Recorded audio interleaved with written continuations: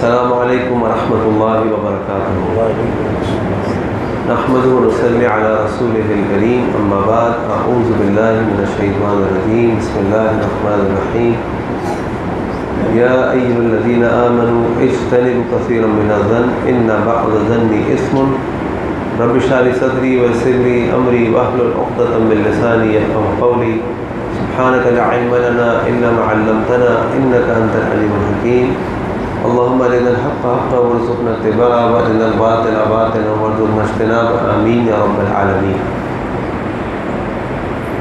صلح حدیبیہ کے موقع پہ مسلمانوں اور قریش مکہ کے درمیان جو معاہدہ طے پایا،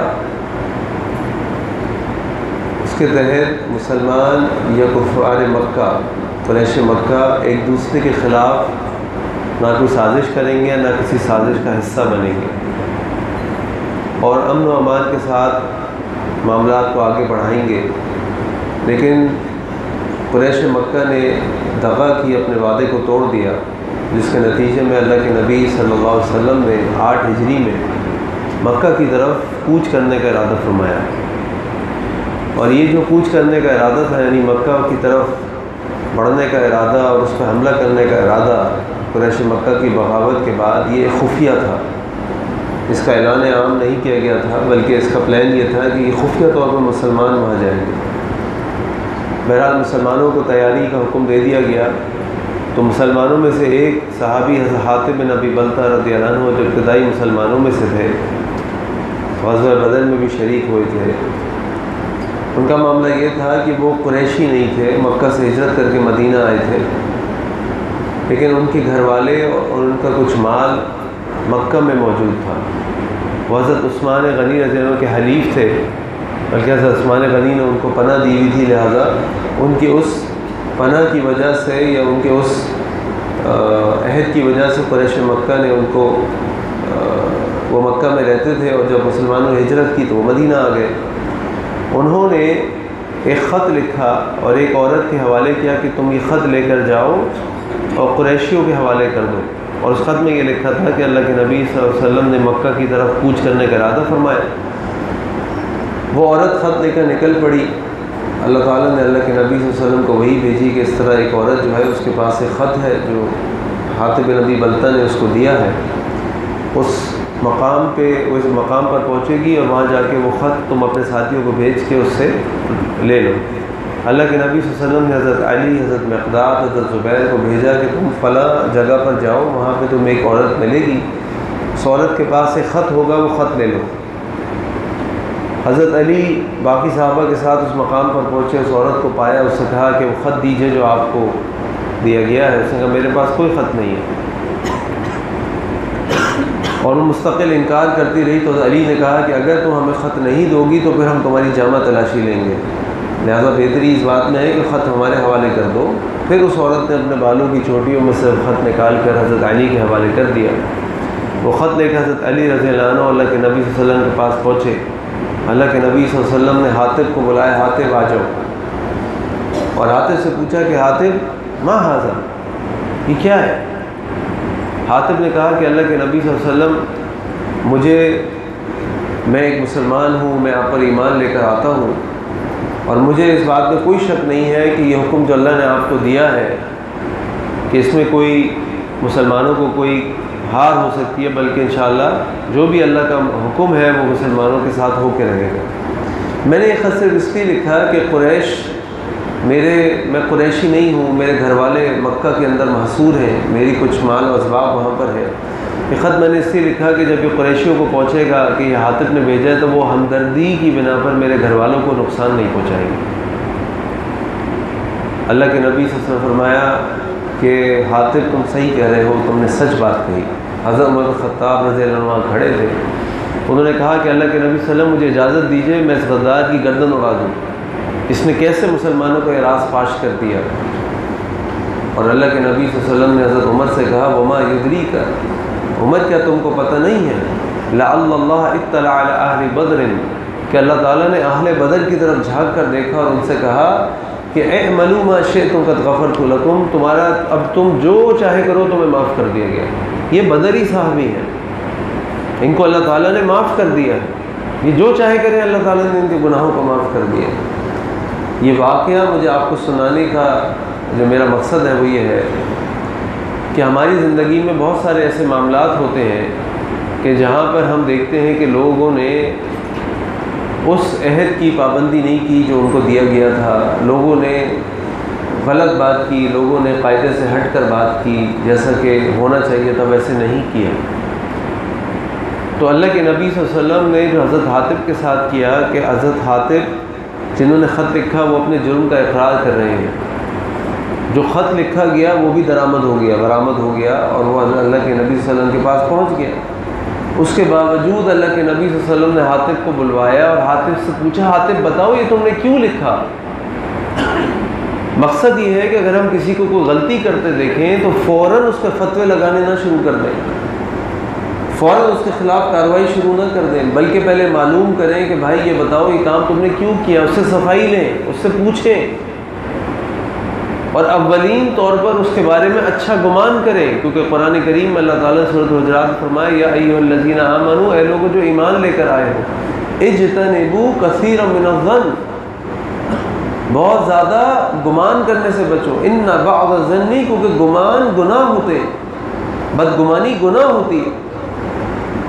یہاں پہ آپ دیکھیے کہ اللہ کے نبی صلی اللہ علیہ وسلم کے سامنے مجرم بھی موجود ہے، وہ خط بھی موجود ہے، اس کے باوجود اللہ کے نبی صلی اللہ علیہ وسلم اس کو بلوا رہے ہیں، اس سے پوچھ رہے ہیں اور پھر اس کو معاف کر رہے ہیں۔ ہمارا معاملہ کیا ہوتا ہے، ہم جب اپنی عام زندگی میں رہتے ہیں تو ہمارے ساتھ بھی لوگ رہتے ہیں، کبھی ہم بھی غلطی کرتے ہیں اور کبھی لوگ بھی غلطی کرتے ہیں کہ جو بات کی گئی ہوتی ہے، طے کی گئی ہوتی ہے، ویسا نہیں کرتے، اپنے وعدے کو توڑ دیتے ہیں، اپنی بات سے پھر جاتے ہیں، اپنے کام کو پورا نہیں کرتے۔ ہمیں ان کو مارجن دینا چاہیے، ان کے بارے میں اچھا گمان کرنا چاہیے، ان سے صفائی لینی چاہیے، بجائے یہ کہ ان کے اوپر ہم فوراً فتویٰ فٹ کریں، فوراً ان کو امت مسلمہ سے نکال باہر کریں، فوراً ان کے ساتھ کوئی جھگڑا کرنے بیٹھ جائیں۔ اور اگر آپ غور کریں اور سوچیں تو ہمارے گھروں کے اندر جو اکثر جھگڑے ہوتے ہیں، میاں بیوی کے جھگڑے ہوں، بہن بھائیوں کے جھگڑے ہوں، دوست رشتہ داروں کے جھگڑے ہوں، کس وجہ سے ہوتے ہیں؟ اس بدگمانی کی وجہ سے ہوتے ہیں۔ لوگوں کے کاروبار، پارٹنرشپس، شراکت داریاں ٹوٹ جاتی ہیں، برباد ہو جاتی ہیں، جو سالوں میں محنت کی ہوتی ہے، صرف اس وجہ سے کہ ایک دوسرے کے بارے میں بدگمانی کی ہوتی ہے۔ اس نے اس کو، آپ کو کسی نے بتایا، اس نے یہ بات وہاں پہ اس طرح کہی اور آپ نے اس کے بارے میں سوچنا شروع کر دیا، ہاں مجھے لگ رہا تھا اس کے دل و دماغ میں نا کوئی بات چل رہی ہے، اور وہاں سے شیطان نے آپ کے اس کے درمیان فرق ڈالنا شروع کر دیا اور فاصلے پیدا کرنے شروع کر دیے۔ ہمیں حکم دیا گیا ہے کہ ہم ظاہر پر ایمان لے کر آئیں اور ظاہر کا یقین کریں۔ ہمیں اللہ تعالیٰ نے لوگوں کے دل پڑھنے کی صلاحیت نہیں دی کہ اگر میں آپ سے ابھی کہہ رہا ہوں کہ یہ موسم یا یہ جگہ اچھی ہے تو اب آپ کہیں نہیں یہ اس لیے کہہ رہا ہے، تو یہ اس لیے کہہ رہا ہے، تو یہ اس لیے کہہ رہا ہے، نہیں، یہ تو اللہ جانتے ہیں کہ میرے دل میں کیا ہے۔ حضرت اسامہ بن زید رضی اللہ عنہ مسلمانوں کے ساتھ ایک جنگ لڑنے کے لیے نکلے۔ کفار کے اندر ایک شخص تھا جو مسلمانوں کو بے دریغ قتل کر رہا تھا۔ حضرت اسامہ اس کی طاق میں تھے کہ یہ میرے نشانے پہ آئے تو میں اس کو کیفر کردار تک پہنچاؤں، یہ مسلمانوں کو قتل کی شہید کیا جا رہا۔ بالآخر اسامہ بن زید رضی اللہ عنہ نے اس کو پکڑ لیا اور جیسی اس کے اوپر تلوار اٹھائی اس نے فوراً کلمہ پڑھ لیا، لا الہ الا اللہ محمد رسول اللہ۔ لیکن اسامہ بن زید رضی اللہ عنہ نے کہا کہ اب تو یہ میرے نیچے آ گیا، اب تو اس کو پتہ ہے اس کی موت سامنے ہے، اس کو قتل کر دیا۔ مسلمان واپس گئے، اللہ کے نبی صلی اللہ علیہ وسلم کو اس سارے واقعے کے بارے میں بتایا کہ جنگ میں یہ ہوا، یہ معاملہ ہوا، اتنے مسلمان شہید ہوئے، اتنے کفار قتل ہوئے، یہ ہوا یہ ہوا، اور یہ بھی بتایا گیا کہ اسامہ بن زید کی تلوار کی زد میں ایک شخص آیا جو مسلمانوں کو قتل کر رہا تھا۔ جیسے اسامہ بن زید اس کے اوپر حاوی اور تلوار اٹھائی، اس نے فوراً کلمہ پڑھ لیا۔ تو اللہ کے نبی صلی اللہ علیہ وسلم اسامہ سے پوچھا، اسامہ تو تم نے اس کو قتل کر دیا؟ اسامہ نے کہا اللہ کے نبی صلی اللہ علیہ وسلم اس نے اپنی جان بچانے کے لیے کیا تھا، اس سے پہلے تو مسلمانوں کو شہید کر رہا تھا، میں نے اس کا طاق میں لیا، اس کو پکڑا، اس کو قتل کرنے کے لیے آگے بڑھا، اس نے کلمہ پڑھ لیا۔ اس نے اپنی جان بچانے کے لیے کیا. اللہ کے نبی نے فرمایا صلی اللہ علیہ وسلم کیا تم نے اس کا دل چیر کے دیکھا تھا؟ تم قیامت والے دن اس کلمے کو کیا جواب دو گے جب یہ گواہی لے کر آئے گا کہ اس بندے نے کلمہ پڑھا تھا؟ تو بات یہ ہے کہ یہ بدگمانی اللہ تعالیٰ نے اس سے روکا ہے. اللہ کے نبی کی حدیث صلی اللہ علیہ وسلم ایاکم والظن، بچو بدگمانی کرنے سے. ان الظن اکذب الحدیث، یہ سب سے بڑی جھوٹی بات ہے. کیوں؟ کیونکہ انسان کو پتہ نہیں ہے. آپ اس سے اس وقت ایک بات کہہ رہے ہیں تو وہ آپ جانتے ہیں کہ آپ کیوں کہہ رہے ہیں. مجھے نہیں پتا آپ کیوں کہہ رہے ہیں، میں تو آپ کے الفاظ پہ ایمان لے کر آؤں گا. اسی لیے آپ دیکھتے ہیں کہ خطبہ اور مدرسین یہ کلمات کبھی کبھار خطبہ اور درس دیتے ہوئے پڑھتے ہیں، اقول ما تسمعون، میں اتنا ہی کہہ رہا ہوں جو تم سن رہے ہو. تم میرے بارے میں گمان نہیں کرنا یہ اس لیے کہہ رہا تھا، اس کے ذہن میں یہ تھا، اس کا تعلق اس سے ہے. لا لا لا، اقول ما تسمعون، میں وہ کہہ رہا ہوں، میں یہ کہہ رہا ہوں جو تم سن رہے ہو. میرے بارے میں تم فیصلہ نہ کرو، یہ فیصلہ کرنے والی ذات اللہ کی ہے. یعنی اللہ نے ہم کو قاضی نہیں بنایا، اللہ نے ہم کو داعی بنایا ہے. جو قاضی حضرات ہوتے ہیں ان کا کام بھی یہ ہوتا ہے کہ جو ظاہر میں ہے اس پر ایمان لے کر آئیں. جو ظاہر میں باتیں ہو رہی ہیں، ثبوت پیش کیے جا رہے ہیں، اس کے مطابق فیصلے دیں. اس لیے اللہ کے نبی صلی اللہ علیہ وسلم نے ایک موقع پہ کہا تھا کہ تم میں سے لوگ میرے پاس آتے ہیں اپنے معاملات دے کر، اور تم میں سے کوئی شخص اپنی بات کو اس طرح پیش کرتا ہے کہ ایسا لگتا ہے کہ بات سچی ہے اور اس کے میں مطابق فیصلہ کر دیتا ہوں. لیکن یاد رکھو کہ اللہ جانتا ہے حق کیا ہے اور باطل کیا ہے. تو میری اس بات کو کہنے کا مقصد یہ تھا کہ ہم جب آپس میں معاملات کرتے ہیں، ہم ایک دوسرے کے ساتھ رہتے ہیں، تو اللہ کے واسطے ایک دوسرے کے بارے میں اچھا گمان رکھیں. اپنے گھر والوں کے بارے میں اچھا گمان رکھیں، اپنے بیوی بچوں کے بارے میں اچھا گمان رکھیں، اپنے بہن بھائیوں کے بارے میں اچھا گمان رکھیں، اپنے مسلمان بہن بھائیوں کے بارے میں اچھا گمان رکھیں. ہم ذرا سی بات پہ ایک دوسرے سے لڑ لیتے ہیں، ایک دوسرے کے بارے میں بدگمانی کر لیتے ہیں. سلف صالحین میں ایک قول آتا ہے، امام حیقی نے شعب الایمان میں اس کو نقل کیا کہ اگر تم اپنے کسی بھائی کو کوئی ایسا کام کرتے دیکھو کہ جو قاعدے کے خلاف ہو، یہ جو مناسب نہ ہو، تو اس کے بارے میں 70 گمان کرو. 70 گمان، اس نے اس لیے کیا ہوگا، اس نے اس لیے کیا ہوگا، اس نے اس لیے کیا ہوگا. اور پھر بھی اگر تمہارا دل مطمئن نہ ہو تو اپنے آپ سے کہو کہ یقیناً اس کے پاس کوئی نہ کوئی وجہ ہوگی وہ کام کرنے کی جو مجھے سمجھ نہیں آ رہی، مجھے سمجھ نہیں آ رہی. اور سوچیے کہ جب ہم ایک ایسے معاشرے میں رہتے ہوں جہاں مسلمان دوسرے مسلمان کے بارے میں اچھا گمان کرتا ہو، کیونکہ میرا بھائی ہے. ایسا ہے کہ نہیں کہ جس سے ہمیں محبت ہوتی ہے، وہ چاہے ہمارے گھر والے ہوں، چاہے وہ ہمارے دوست ہوں، چاہے ہمارے رشتہ دار ہوں، اس کی ہر بات میں اچھی لگتی ہے. وہ گالی بھی دے دے تو ہم ہنس کے سہ لیتے ہیں، یار دوست ہے، دوست نہیں کہے گا تو اور کون کہے گا، ٹھیک ہے یار.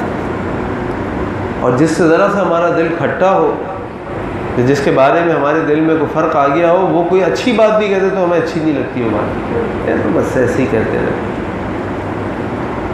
ایسا نہیں ہونا چاہیے. حق یہ ہے کہ حق کی اتباع کی جائے، حق یہ ہے کہ حق کو قبول کیا جائے. ہر مسلمان کے بارے میں اچھا گمان کریں. اور ہم مسلمانوں کی ذمہ داری بھی یہ ہے، یعنی ہم سب کی ذمہ داری بھی یہ ہے کہ ہم بھی کوئی کام کر رہے ہوں تو کوشش کریں کہ کوئی ایسا کام نہ کریں کہ جس سے دوسروں کو ہمارے میں بدگمانی ہو. اللہ کے نبی صلی اللہ علیہ وسلم اعتکاف میں بیٹھے تھے، جیسے آج ماشاءاللہ یہاں لوگ بیٹھے ہیں اعتکاف میں. جتنے ہی معتکفین ہیں، آپ سب سے درخواست ہے کہ اللہ سے ہمارے لیے بھی خوب دعائیں کریں کہ اللہ تعالی ہمیں بھی سعادت نصیب فرمائے. اللہ تعالی ہم مسلمانوں کی عبادات قبول فرمائے. اللہ تعالی مسلمانوں کے حال پر رحم فرمائے. تو اللہ کے نبی صلی اللہ علیہ وسلم اعتکاف میں بیٹھے تھے. 2 خواتین آئیں، ان کی بیوی آئیں ازواج مطہرات، ان سے ملاقات کے لیے. اور ملاقات کے لیے جب جانے لگیں تو اللہ کے نبی صلی اللہ علیہ وسلم ان کو چھوڑنے کے لیے گئے، کیونکہ رات کا اندھیرا تھا. تو 2 صحابی گزر رہے تھے. اللہ کے نبی صلی اللہ علیہ وسلم نے ان کو آواز دے کے کہا، یہ دونوں میری بیویاں ہیں. صحابہ نے کہا اللہ کے نبی صلی اللہ علیہ وسلم آپ کے بارے میں ہم کو ایسا گمان کر سکتے ہیں آپ؟ تو اللہ کے نبی نے کہا کہ شیطان تو ساتھ ہے، ان شیطان یجری من بنی آدم کا مجری الدم. شیطان جو انسان کے اندر اس طرح دوڑتا ہے جیسے خون دوڑتا ہے، وہ تو گمان ڈالتا ہے نا انسان کو، وسوسے ڈالتا ہے انسان کو. تو لہٰذا ہم خود بھی اپنے طور پہ دوسروں کے بارے میں اچھا گمان کریں. اور دوسروں اور خود بھی یہ کوشش کریں کہ کوئی ایسا موقع لوگوں کو نہ دیں کہ لوگ ہمارے بارے میں کوئی بدگمانی کریں. جہاں موقع اپنی صفائی بھی ساتھ پیش کرتے ہیں. معاملات کو اس طریقے سے کرنے کی کوشش کریں تاکہ کسی کو بدگمانی کا موقع نہ ملے. لیکن دونوں فریقین، دیکھنے والا بھی اور سننے والا بھی، دونوں کو چاہیے کہ وہ اس کی کوشش کریں کہ آپس میں بدگمانی نہ پھیلے، آپس میں ایک دوسرے کا دل ایک دوسرے کے بارے میں صاف رہے. اور یہ بدگمانی ہم کرتے کیوں ہیں؟ یہ بدگمانی ہم اس لیے کرتے ہیں کہ جب ہم یہ سمجھتے ہیں کہ ہم بہت نیک و پارسا ہو گئے، بہت اوپر پہنچ گئے، ہم سے گناہ نہیں ہوتے تو گناہ اس سے ہی ہوتے. ایسا کوئی معاملہ نہیں ہے. اللہ کے نبی کی حدیث صلی اللہ علیہ وسلم آپ نے فرمایا کل بنی آدم خطاؤن، ہر آدم کی اولاد خطا کار ہے. وخیر الخطائین توابون، اور اچھے خطا کار وہ ہیں جو بہت کثرت سے توبہ کرتے ہیں. گناہ ہو گیا اللہ سے معافی مانگی، گناہ ہو گیا اللہ سے معافی مانگی، گناہ ہو گیا اللہ سے معافی مانگی. کل میرا انشاءاللہ جمعہ ہے یہاں پہ، تو یہ میرا کل کا موضوع توبہ استغفار ہی ہے. تو جہاں نیک بندے اللہ تعالیٰ کے آگے گناہ کرتے ہیں، کوئی گناہ کر بیٹھتے ہیں، فوراً اللہ تعالیٰ سے توبہ کرتے ہیں. تو ہم میں سے کوئی گناہوں سے پاک نہیں، ہم بھی گنہگار ہیں. دوسری بات یہ کہ حدیث کو سامنے رکھیں کہ کسی مسلمان کے بارے میں بدگمانی کر لینا، کسی مسلمان کی غیبت کر لینا، کسی مسلمان کی چغلی کھا لینا. اللہ کے نبی صلی اللہ علیہ وسلم کے بارے میں اپنے عمل سے فرماتے ہیں کہ رأیت النبی صلی اللہ علیہ وسلم یطوف بالکعبہ، میں نے اللہ کے نبی صلی اللہ علیہ وسلم کو دیکھا وہ کعبہ کا طواف کر رہے تھے. ویقول، ماں کعبہ کی طرف دیکھتے ہوئے، یقولو کعبہ کی طرف دیکھتے ہوئے کہہ رہے تھے ماں اطیب اطیب ریحک، کیا خوشبو ہے، کیا خوشبو ہے تمہاری. وما اعظم اعظم حرمتک، اور کیا عظمت ہے کعبہ، کیا عظمت ہے تمہاری. لیکن یاد رکھو اے کعبہ کہ ایک مسلمان کی حرمت، ایک مسلمان کی عظمت اللہ تعالیٰ کے ہاں تمہاری عظمت سے بڑھ کر ہے. یعنی اللہ تعالیٰ، اللہ کے نبی صلی اللہ علیہ وسلم کعبہ کو اشارہ کر کے کہہ رہے ہیں کعبہ کیا خوشبو ہے تمہاری، کیا خوشبو ہے تمہاری، کیا عظمت ہے تمہاری، کیا عظمت ہے تمہاری. ہم سب کی خواہش ہوتی ہے نا بار بار کعبہ کی طرف جائیں، کعبہ کا طواف کریں، کعبہ کا دیدار کریں، کعبہ کو چمٹیں، ملتزم پہ جا کے روئیں، خانہ کعبہ کے اندر جا کے نماز پڑھیں، حتیم کے اندر جا کے. ہم سب کی دلی خواہش ہوتی ہے، ہر مسلمان کی خواہش ہوتی ہے. اور اللہ کے نبی صلی اللہ علیہ وسلم فرمانے کہ اے کعبہ تمہاری عظمت سے بڑھ کر ایک مسلمان کی عظمت ہے. یعنی ہم سب کی عظمت اللہ کے ہاں اس کعبہ سے بڑھ کر ہے. تو سوچیں کہ کتنے کعبے ہم روز گراتے ہیں. ان حدیث کو اپنے سامنے رکھیں. غیبت کی حرمت ہم سب جانتے ہیں، غیبت کی کتنی بڑی حرمت ہے. غیبت کرنے والوں پہ کیا عذاب ہے، اللہ کے نبی صلی اللہ علیہ وسلم کے عذاب کا بھی ذکر فرمایا. مسلمانوں کی چغلی کھانے کی کیا حرمت ہے. ان گناہوں کو اپنے سامنے رکھیں. کسی کے بارے میں گمان کرتے ہوئے، کسی کے بارے میں کوئی بات سوچتے ہوئے، کوئی آپ کے پاس ہے آ کے گئے کہ بھائی وہ پتہ نہیں کیا ہو گیا، وہ یوں کر رہا ہے اور وہ یوں کر رہا ہے. بھائی مجھے کیوں بتا رہے ہو، میں کون ہوں، میں کیا کروں آپ کی بات سن کر.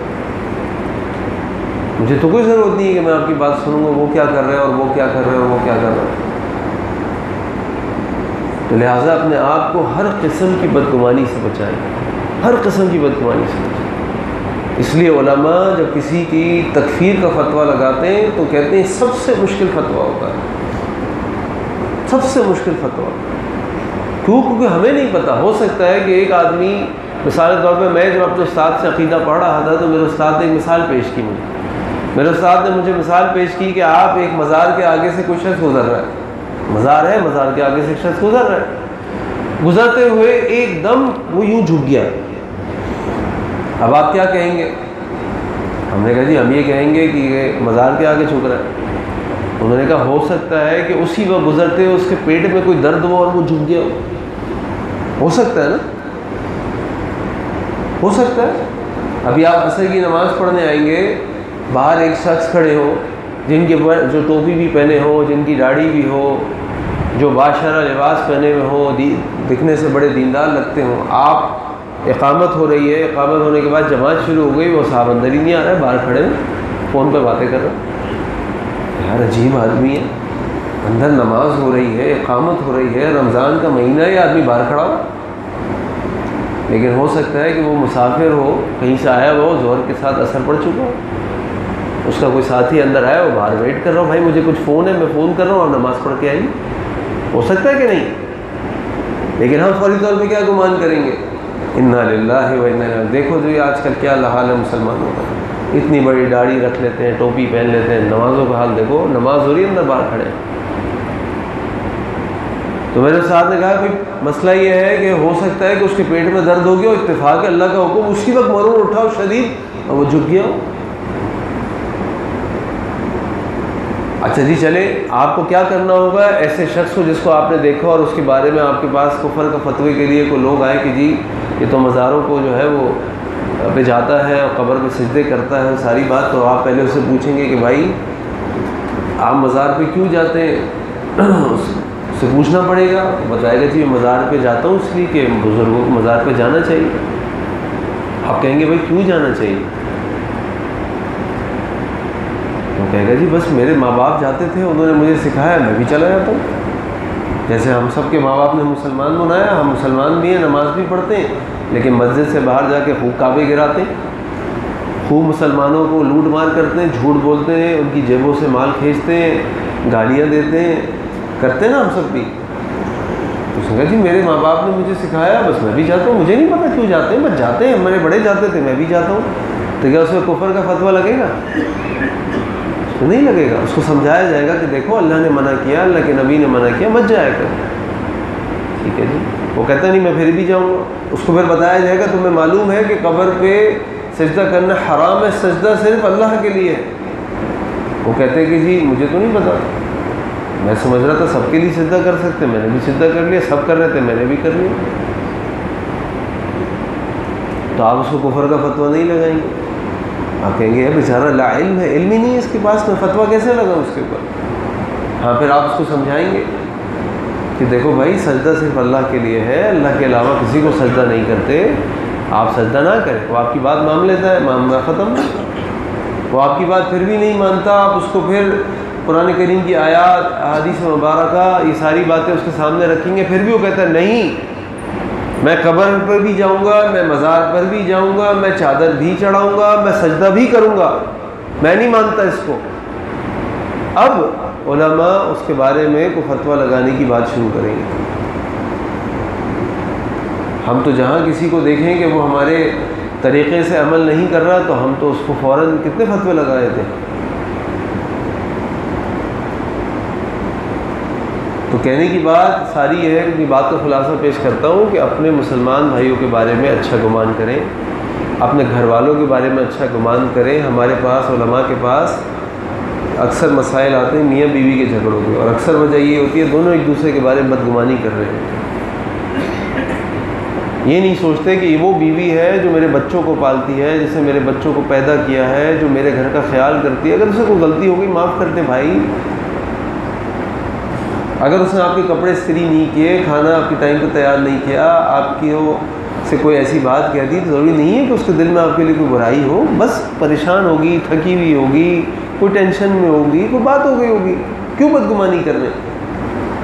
اسی طرح شوہر اگر کام سے تھکا آ رہا ہے اور اس نے کوئی بات کہہ دی، کھانے پہ کوئی بات کہہ دی، کپڑے پہ کوئی بات کہہ دی، تو اس کا مطلب یہ نہیں ہے کہ اللہ نہ کرے وہ آپ سے نفرت کرتا ہے، آپ سے محبت نہیں کرتا. وہ صبح سے شام کس لیے کام کرتا ہے؟ اس لیے تو کرتا ہے کہ وہ آپ گھر کے اندر آرام سے رہیں، آپ کو کسی قسم کی تکلیف نہ ہو، آپ کے بچوں کو کسی قسم کی تکلیف نہ ہو، ان کی تعلیم، ان کی تربیت، ان کا کھانا، ان کا پینا سب الحمدللہ اچھے طریقے سے ہو جائے. جبھی تو کرتا ہے، تھکا ہوا ہوگا بیچارہ، پریشان ہوگا، کوئی بات نکل گئی منہ سے. بدگمانی نہ کریں. آپس میں پارٹنرشپس ہیں، آپس میں دوست ہیں، آپس میں رشتہ دار ہیں. کسی کو آپ نے بلایا وہ آپ کے گھر نہیں آیا، یا کسی نے اپنے گھر دعوت کی آپ کو نہیں بلایا، تو اس کا مطلب یہ نہیں ہے کہ اس کے دل میں آپ کے لیے کوئی بات ہے. بھول گیا، معاف کر دیں اس کو. نہیں بلایا کوئی بات نہیں، اس کی کیپیسٹی نہیں ہوگی، نہیں افورڈ کر سکتا ہوگا کہ 50 لوگوں کو بلایا، اس نے صرف 15 لوگوں کو بلایا. معاف کر دیں اس کو. بجائے یہ کہ اس کو بار بار کہنا یار بیٹی کی شادی کر لی، کھانا بھی نہیں کھلایا، یار بیٹی کی شادی کر لی. بھائی تمہیں کیا معلوم اس بیچارے کا کیا حال ہے؟ اس کی جیب تو وہ جانتے ہیں، اللہ جانتے ہیں. کہتے ہیں نا بند مٹھی لاکھ کی کھل گئی تو خاک کی. تو اللہ جانتے ہیں کہ کس کا کیا بھید ہے، کون کس طریقے سے کن معاملات کو کر رہا ہے، جانے دیں. تو ایک دوسرے سے محبت کریں. یہ رمضان محبت کا مہینہ ہے. اس رمضان کے مہینے میں آپ دیکھیے ماشاءاللہ اللہ تعالیٰ مسلمانوں کے دلوں میں کیسی محبت ڈالتے ہیں کہ اپنے گھروں کو چھوڑ کے روڈوں پہ کھڑے ہوتے ہیں اور سارے لوگوں کو افطار کرا رہے ہوتے ہیں، پانی کی بوتلیں دے رہے ہوتے ہیں، اپنے مال سے لوگوں پہ خرچ کر رہے ہوتے ہیں۔ تو یہ محبت ہماری اپنوں کے ساتھ بھی ہونی چاہیے، یہ محبت ہماری عام زندگی کا حصہ ہونی چاہیے، یہ عفو و درگزر، یہ ایثار، یہ قربانی ہمارے سارا سال ہونا چاہیے۔ یہ ٹریننگ کا مہینہ ہے، اس ٹریننگ سے فائدہ اٹھائیں، اس ٹریننگ سے فائدہ اٹھا کے پورے باقی 11 مہینے اور باقی ساری زندگی اس محبت کو پھیلائیں۔ اسلام محبت ہے، محبت کا پیغام ہے، یہ اسلام محبتوں سے پھیلا ہے، یہ اسلام اعلیٰ ضرب سے پھیلا ہے، اسلام عفو درگزر سے پھیلا ہے، اسلام اچھے اخلاق سے پھیلا ہے۔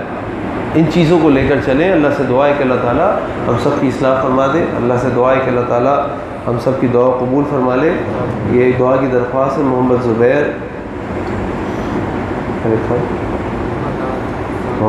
زبیر بدات صاحب انتہائی علیل ہیں، ICU میں ہے، داخل ہے، دعا درخواست کریں کہ اللہ تعالیٰ ان کی مغفرت فرما دے اور ان کو شفاء کاملہ عاجلہ عطا فرما دے۔ اسی طرح اور بھی کچھ لوگوں نے دعائیں کی ہیں۔ ابھی ہماری جماعت کے ایک ساتھی پچھلے جمعے کے دن صبح فجر کے ٹائم فائرنگ سے شہید ہو گئے۔ بہت نیک آدمی تھے، میرے طالب علم تھے 8-10 سال سے، بہت خیر تھی ان کے اندر، بہت خیر پھیلائی ماشاءاللہ انہوں نے، اللہ تعالیٰ ان کی مغفرت فرما دے۔ اسی طرح اور بھی لوگ جو بیمار ہیں، پریشان حال ہیں، اللہ تعالیٰ سب کی بیماریوں کو، پریشانی کو دور فرما دے۔ اللہ سے دعا ہے کہ اللہ تعالیٰ ہم سب کی عبادات کو قبول فرما لے۔ اللہ سے دعا ہے کہ اللہ تعالیٰ ہمارے ملک کے حالات کو بہتر فرما دے، ہمارے شہر کے حالات کو بہتر فرما دے۔ اللہ تعالیٰ میں ہر قسم کی معاشی، معاشرتی، ہر قسم کی تنگی سے، پریشانی سے بچا لے۔